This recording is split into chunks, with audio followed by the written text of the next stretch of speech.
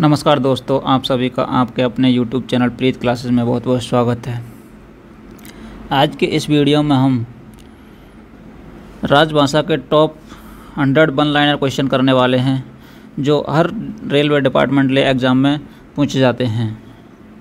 तो इस वीडियो में से आपको बहुत अच्छे इंपॉर्टेंट क्वेश्चन करवाए जा रहे हैं और इनसे बाहर आपको कोई भी क्वेश्चन देखने को नहीं मिलेगा। पिछले एग्ज़ाम में पूछे गए क्वेश्चनों को इसमें शामिल किया गया है। चलिए देरी ना करते हुए वीडियो को शुरू करते हैं। देखिए पहला क्वेश्चन, भारत संघ की राजभाषा है तो ये कौन सी है? देवनागरी लिपि में हिंदी है। भारत संघ की राजभाषा कौन सी है? हिंदी। संसद में संविधान का भाग 17वां किस तारीख को पारित हुआ था? तो ये हुआ था 14/9/1949, 14 सितंबर 1949 को। आज हम वीडियो बना रहे हैं तो आज भी अपने 14 सितंबर है और आज क्या है? हिंदी दिवस। कौन सा दिवस है? हिंदी दिवस। राजभाषा अधिनियम 1963 कब पारित हुआ था? 10/5/1963 यानी 10 मई 1963। राजभाषा अधिनियम 1963 कब संशोधित हुआ था? 1967 में संशोधित हुआ था। चलिए नेक्स्ट क्वेश्चन देखते हैं। राजभाषा नियम के अधीन वर्गीकृत 3 क्षेत्र क्या क्या हैं? कौन कौन से हैं? क, ख, ग, ये 3 ABC रीजन जो हैं, ये 3 क्षेत्र हैं, क, ख, ग। हर साल हिंदी दिवस कब मनाया जाता है? तो ये मनाया जाता है 14 सितंबर, आज ही के दिन हिंदी दिवस मनाया जाता है। राजभाषा नियम के अनुसार अंडमान निकोबार द्वीप समूह क्षेत्र किस क्षेत्र में आता है? तो ये क क्षेत्र में आता है। किस में आता है? क में। ख क्षेत्र के अंतर्गत वर्गीकृत क्षेत्र क्या है? तो इसका आंसर हो जाएगा अपने गुजरात, महाराष्ट्र, पंजाब, चंडीगढ़, दमन और दीव, दादरा नगर हवेली, संघ राज्य क्षेत्र। ये जो हैं सारे किस में हैं? अपने ख क्षेत्र में, यानी बी उसमें है। अरुणाचल प्रदेश की राजभाषा क्या है? तो ये अपने अंग्रेजी है। हिंदी भाषी क्षेत्रों के निवासियों को दिए गए आश्वासनों को कानूनी रूप देने के लिए पारित अधिनियम क्या है? तो इसका आंसर हो जाएगा राजभाषा संशोधित अधिनियम 1967। कौन सा है? राजभाषा अधिनियम 1967। चलिए नेक्स्ट क्वेश्चन पर आगे बढ़ते हैं। राजभाषा अधिनियम की धारा 3 कोष्टक 3 कब से प्रवर्तित हुई, यानी कब लागू हुई? तो ये हुई थी 26 जनवरी 1965 से लागू हुई।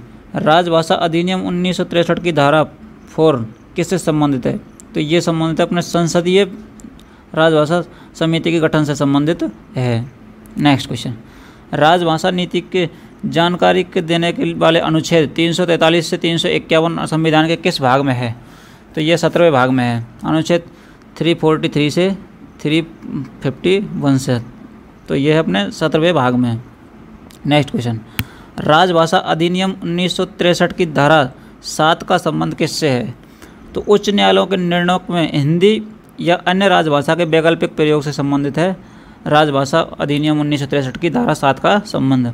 नेक्स्ट क्वेश्चन, राजभाषा अधिनियम 1963 की धारा 6 व 7 किस राज्य में लागू नहीं होती है?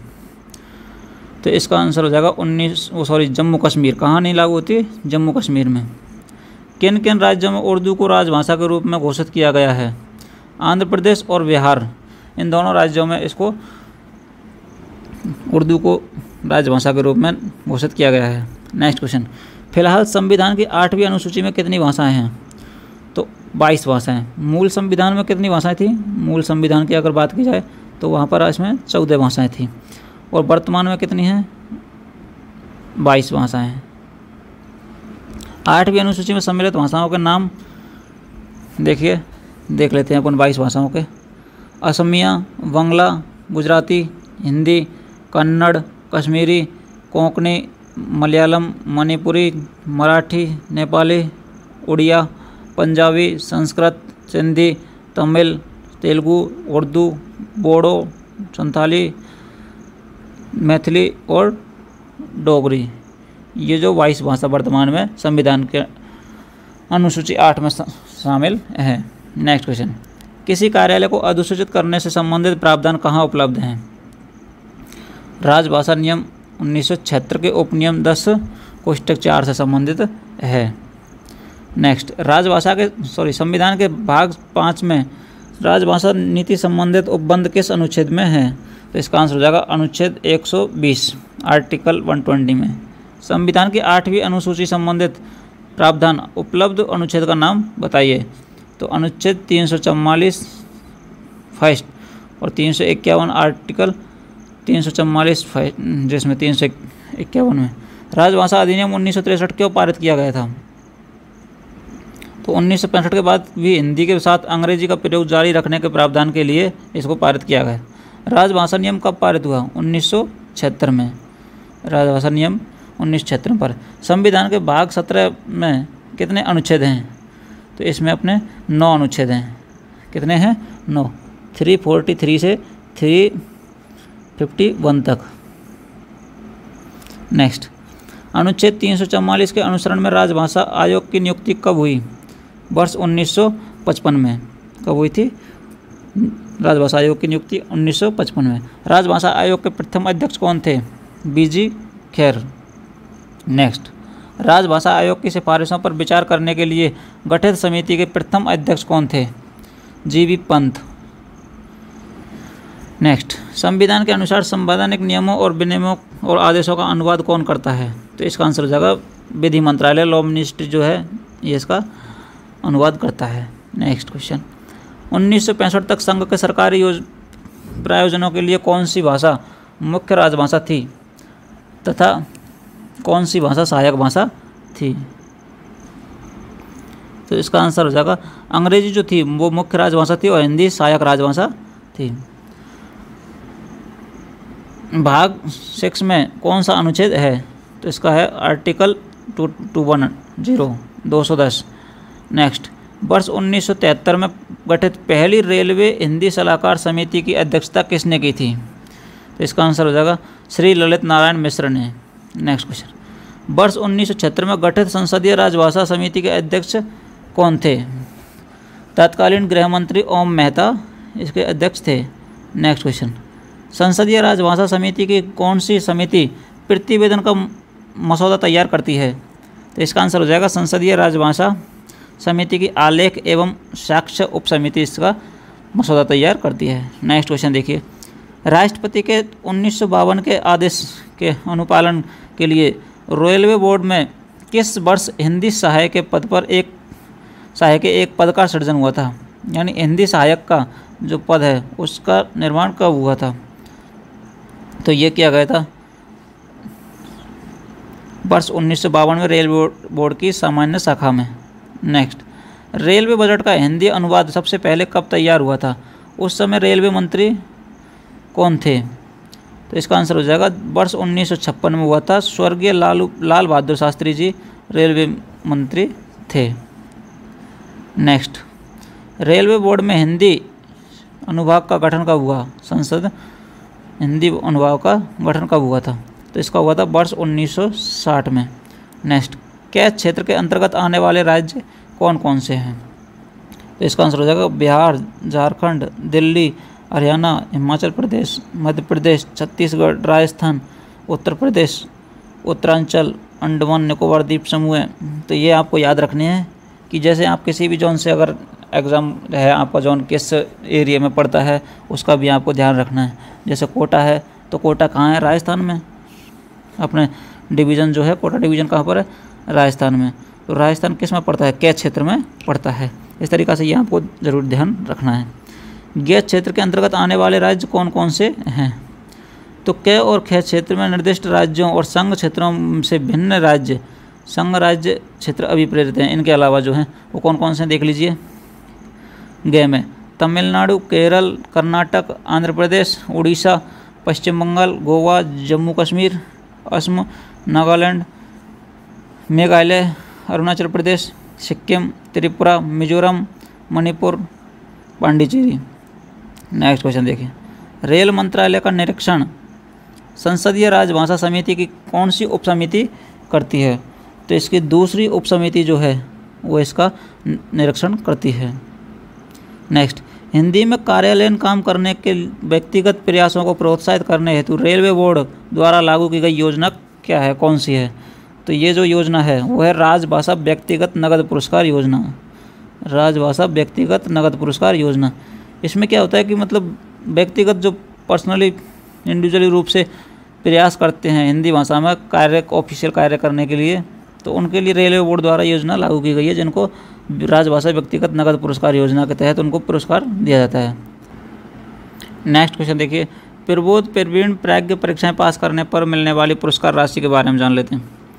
70% या उससे अधिक अंक प्राप्त करते हैं तो उस पर प्रबोध श्रेणी जो प्रबोध परीक्षा होती है उसमें 1600 रुपये, प्रवीण में 1800 और प्राज्ञ में 2400 रुपये का नगद पुरस्कार दिया जाता है। और 60 से 69 62 से 69% मार्क आते हैं तो प्रबोध में दिए जाते हैं 800 रुपये का नगद पुरस्कार और प्रवीण में 1200 का और प्राज्ञ में 1600 रुपये का नगद पुरस्कार दिया जाता है। 55 से 59 अंक प्राप्त करने पर प्रबोध में 400 का, प्रवीण में 600 का और प्राज्ञ में 800 रुपये का नगद पुरस्कार दिया जाता है। राजभाषा विभाग का रावाकाश से क्या मतलब है? नेक्स्ट, राजभाषा कार्यान्वयन समिति। राजभाषा कार्यान्वयन समिति इसका फुल फॉर्म हो जाएगा। ऑफिशियल लैंग्वेज इम्प्लीमेंटेशन कमेटी जो है। केंद्र सरकारी कर्मचारियों के लिए कितने पाठ्यक्रम निर्धारित हैं? 3। केंद्र सरकारी कर्मचारियों के लिए निर्धारित प्रारंभिक पाठ्यक्रम क्या है? प्रबोध। नेक्स्ट क्वेश्चन, केंद्रीय हिंदी समिति के अध्यक्ष कौन हैं? तो इसका आंसर हो जाएगा 15 प्रधानमंत्री इसके अध्यक्ष होते हैं। संबंधित मंत्रालय विभाग में हिंदी के प्रचार में प्रगति की समीक्षा किस समिति द्वारा की जाती है? हिंदी सलाहकार समिति के द्वारा की जाती है। वर्तमान संसदीय राजभाषा समिति का गठन कब हुआ था? जनवरी 1976 को। राजभाषा की संसदीय समिति के नेक्स्ट क्वेश्चन देखिए, राजभाषा की संसदीय समिति के कितने सदस्य हैं? तो इसका आंसर हो जाएगा 30। राजभाषा की संसदीय समिति में 30 सदस्य होते हैं। नेक्स्ट, संसदीय राजभाषा समिति के में लोकसभा के कितने सदस्य होते हैं? लोकसभा के 20 और राजभाषा टोटल होते हैं 30, लोकसभा के 20। फिलहाल राजभाषा की संसदीय समिति की कितनी उप समितियाँ हैं? तो 3 उप समितियाँ हैं। नेक्स्ट, संसदीय राजभाषा समिति का मुख्य ड्यूटी क्या है? तो इसका है हिंदी के प्रगामी प्रयोग की समीक्षा करना। नेक्स्ट क्वेश्चन, प्रमुख नगरों में गठित नगर राजभाषा कार्यान्वयन समिति के अध्यक्ष कौन होते हैं? तो नगर के केंद्र सरकार कार्यालय के वरिष्ठतम अधिकारी इसके जो हेड होते हैं अध्यक्ष। नेक्स्ट, राजभाषा कार्यान्वयन समिति की बैठकों की आवधिकता क्या है? 3 महीने में एक बार, यानी कि जो राजभाषा कार्यान्वयन समिति है उसकी बैठक कितने टाइम में होती है? तो 3 महीने में एक बार होती है। नेक्स्ट, नगर राजभाषा कार्यान्वयन समिति की बैठकों की आवधिकता क्या है? यानी वही नगर राजभाषा कार्यान्वयन समिति की बैठकें 6 महीने में एक बार होती हैं।